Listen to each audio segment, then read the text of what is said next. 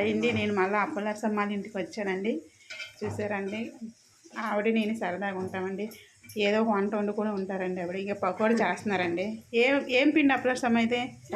శనగపిండి వరిపిండి కలిపా.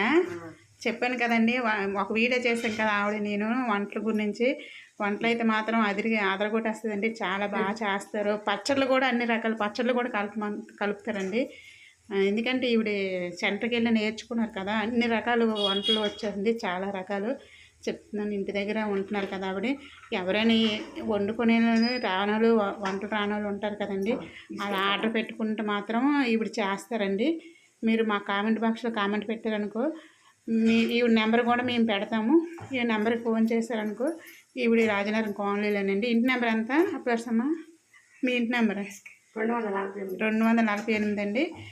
మీకు ఎవరికైనా కావాల్సి చేసుకోండి. ఈజీగా చాలా బాగా చేస్తారండి. ఓకేనండి, బాయ్. మీకు వీడియో నచ్చితే లైక్, షేర్, సబ్స్క్రైబ్ చేసుకోండి. బాయ్ చెప్పు అప్పలరసమ్మ. బాయ్ చెప్పు నువ్వు. బాయ్. అలా కాదు, వంటలు చేస్తాను చేస్తాను. బాయ్. చూడండి, పకోడీ కూడా చేశారు. చాలా టేస్ట్గా ఉన్నది. నేను తిని చెప్తాను. చూడండి, చాలా బాగుందండి. అదిరిపోయింది.